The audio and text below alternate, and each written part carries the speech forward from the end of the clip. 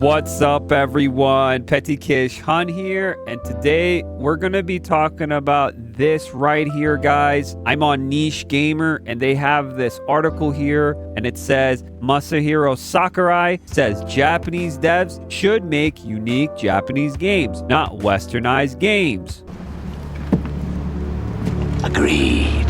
What a base take, guys. I believe so. I think he's correct with this, but we're going to read more into it. I've been saying this for a while now, that a lot of these Japanese companies are trying to get that global audience. They want bigger numbers, bigger budget games. And some of them are just flops. They just are not working out. Some work out. I'm not saying all of them. Capcom has been on a roll recently, but I'm just saying that Japanese games should be just Japanese games. They have their own style, their uniqueness, their own type of art. They don't have to start pandering to these new Western trends out there. Western fans love Japanese culture because it's different and unique, and it's not the thing they see every day. So people are attracted to things that are a bit different sometimes. But if you want it to become Americanized or Westernized, that's when it starts becoming the same.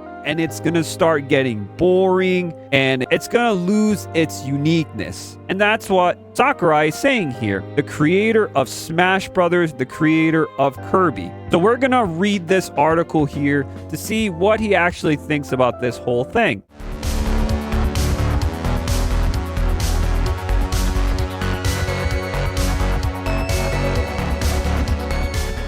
Before we continue with this article, guys, if you could, please leave a like, share, sub, follow on this channel. Let's push this video to the algorithm for more content like this, full of entertainment, pop culture, movies, gaming, all sorts of things like that. I appreciate it very much. Kirby series creator and Super Smash Bros. Series creator, director Masahiro Sakurai recently talked up games made in Japan and the importance of making unique Japanese games. Recently, Mr. Sakurai was awarded as a recipient at the Art Encouragement Prize for New Artists, which is awarded by the Agency for Culture Affairs in Japan. But it was not due to creating the iconic characters of Kirby or even directing Super Smash Bros.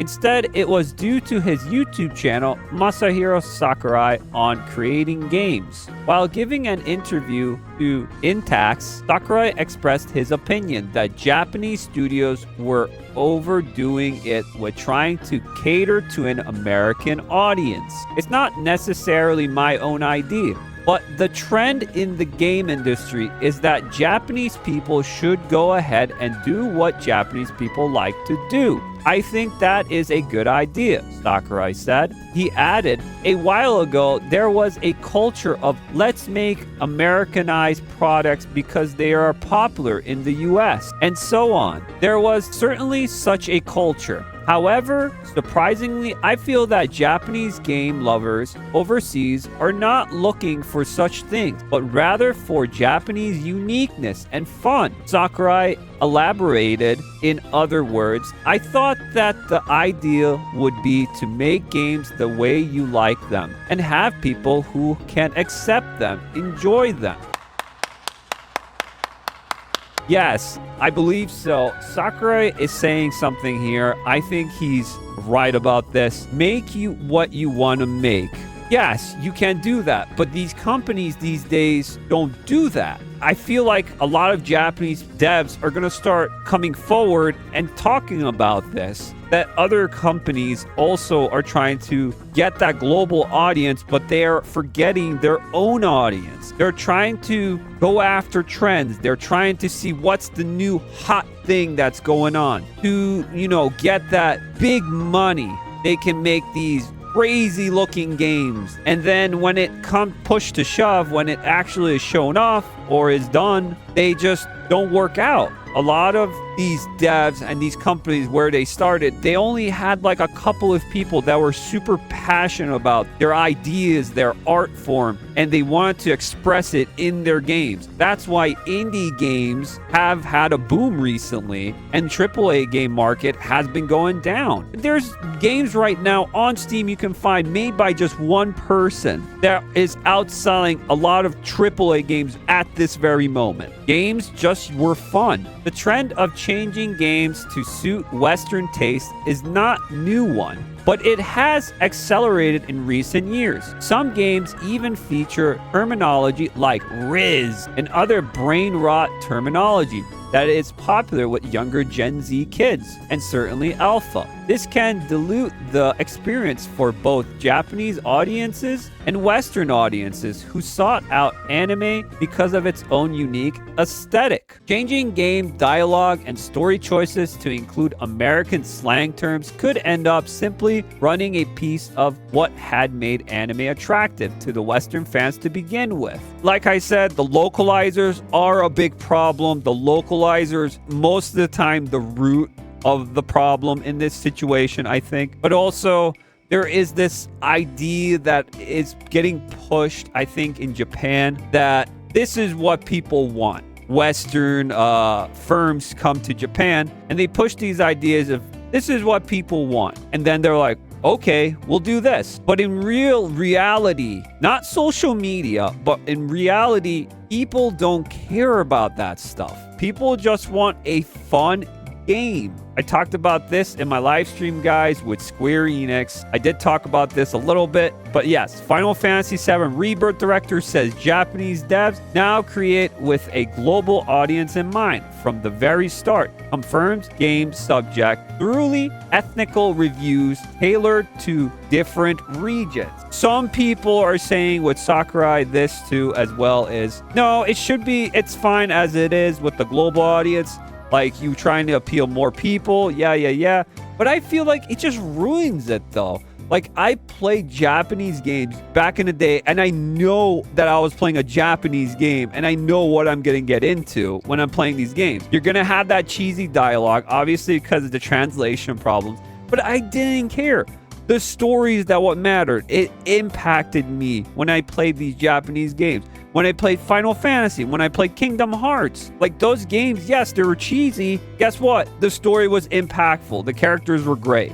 I did not care about how badly it was translated or whatever. I did not care. And then you have Nintendo. Nintendo is literally just most of the time all gameplay. And it's fun. Story and characters and all that, that is definitely a plus for me, for sure. But if I'm looking for just purely a video game, what is going to be my first priority? It's going to be gameplay. Is it fun? That's the number one thing. And is it appealing? Because more and more I look at it, a lot of the art design in some of these games don't really appeal me, especially in the West. A lot of the Western games, the arts design just doesn't appeal me at all. Most of the Japanese games, even Korean or Chinese games, they appeal to me more now than they ever did even when I was younger. I don't know what happened, but I feel like the Western games started to get, it got downgraded. I don't know why. It's just my opinion about that.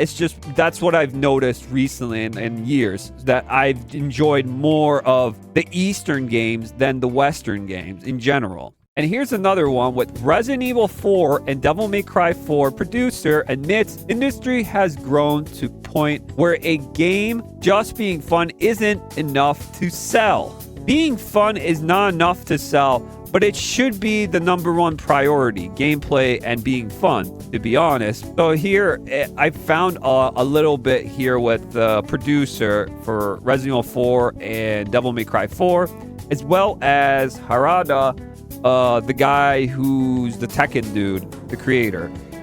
Both were talking about this, and here is something they said here. From that perspective, trying to modify the game to appeal more to the Japanese market would be a risky move. It's not that I'm discarding Japan personally. I would love for it to sell well here, but if we prioritize that, it could negatively impact the game's success overseas. As I mentioned before, we've made a clear decision to focus on the international market. With that in mind, everything from the world building to the genre and characters is designed specifically for the overseas audience. I don't think that's great, but I can see that, yes, Capcom might have a balance of both because they do also global audience, but when you're playing a Capcom game, it still feels like a Capcom game. You know, it still has that Japanese feel to it.